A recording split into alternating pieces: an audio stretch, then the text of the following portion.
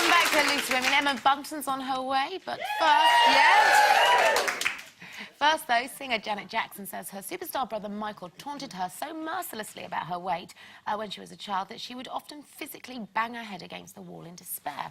Writing in her autobiography, she says, there was a lot of pain in my life and much of it was caused by Michael. He gave me the most cutting names. These included pig, cow and slaughter hog, and they deeply hurt me. So has the phrase, names will never hurt me, ever rung true for any of us? And do you think that the hurt you get from name-calling has carried through to your adult life?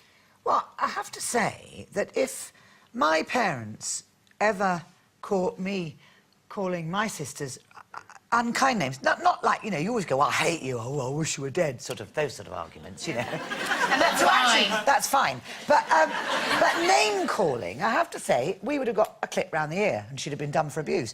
No, but I do think that name-calling is horrible and it can result in proper bullying, and that is terrible. But I have to say, whether it's just my age, but in my school, the name-calling was never really full on. I didn't have a nickname. I didn't have anything specific that they got it before. They just hated me, or nobody liked me much. But I rose above it.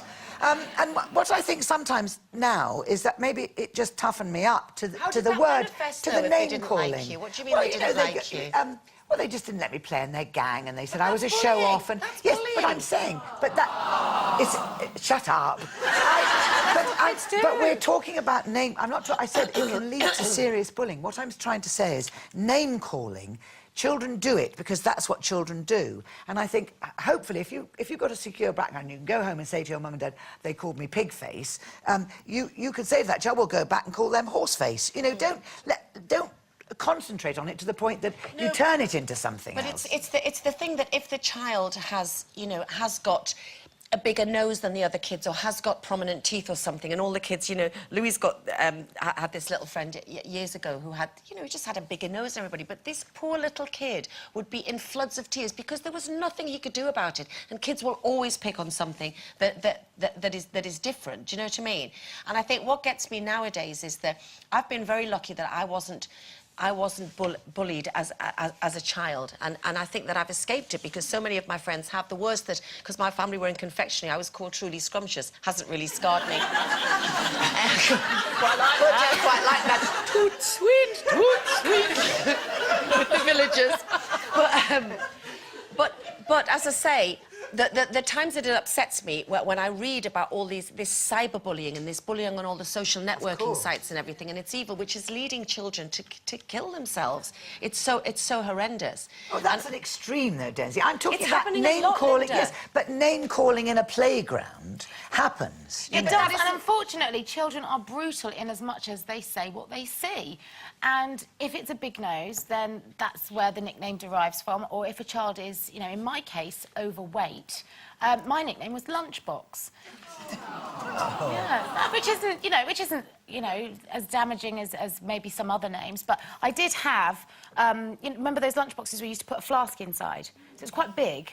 And I was quite big, and it really bothered me. And you know, I look back now in my adult life and I think, and so what? You know, you know, my friend Claire had curly hair. They called her Claire with the curly hair. You know, that's what kids do. They say what they see. It depends how fragile you are, though, doesn't it? Well, at that moment in time, I was a bit I was sensitive about my weight because I was carrying a lot of puppy fat. That's what I mean. And it's when they pick on something that you're sensitive about can lead to scars in later life. But what I would say is, you know, yes, at the time it probably tipped me over the edge in as much as I really decided to do something about it because I wasn't going to be called names anymore. So I thought, well, I'll show you.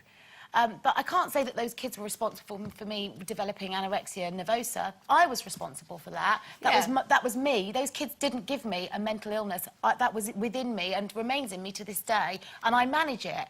But I do think that it's a hard badge to wear in the playground. And I think for somebody like Janet Jackson, when the world is looking at you, that must have been very difficult.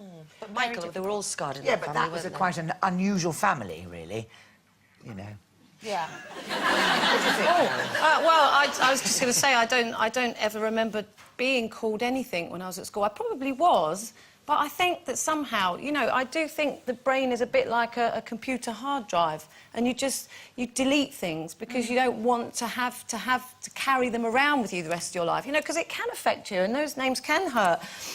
You know, like Kate. And I, you know, certain things my mum said to me when I was young, certain things people have said to me through life, which I have kind of, they've stuck and I've remembered them, but they haven't actually affected the way I live my life. So, you know, I think sometimes kids have to toughen up a little bit. Yeah, we do. You do, absolutely. You just have to get over it, because that's life, isn't it? Sticks and stones. Exactly.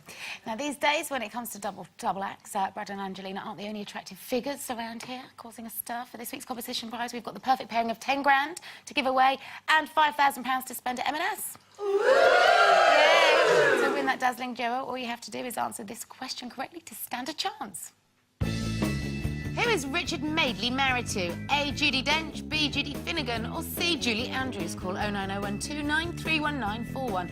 Calls cost no more than £1 and 3 pence. From BT landlines, calls from other networks may be higher, and from mobiles will be considerably more. Text your answer A, B, or C to 63303. Text costs £1 plus one standard network rate message. Red button viewers can enter by pressing their red button now, or enter for free at itv.com. Entrants must be 18 or over. Lines close at 11 a.m. on Monday, 28th of February. And entries made after this time won't be counted, but may still be charged. And the best of luck.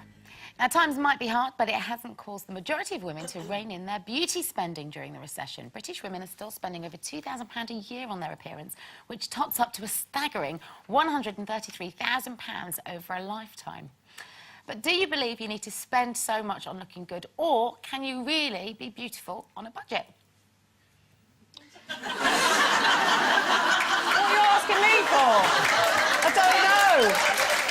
Do you know what? The thing is, my New Year's resolutions were, don't go on so many holidays, spend more money on my appearance. And I've broken both. Can you tell?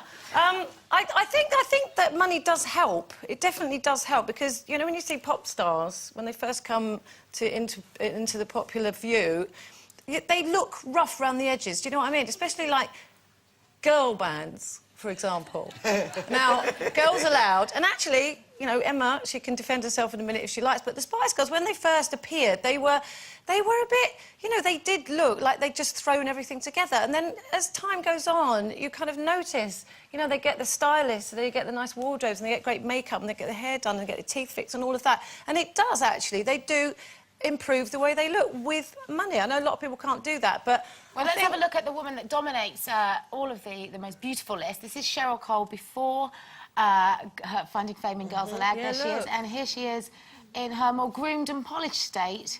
Yeah. 2011 style. Crikey. Because it can. You know, grooming is expensive. If you want to go to a beauty salon once a week, it's not cheap. And I think you can do it yourself, but... What do you do? What do you spend your money on? Grooming? Nothing.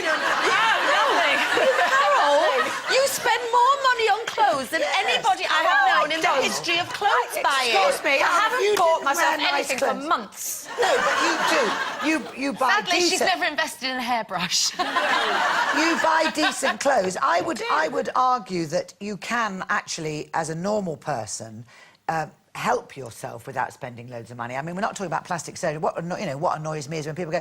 There's a famous Italian actress who should be nameless who goes, I owe it all to spaghetti. And you think, I don't think so.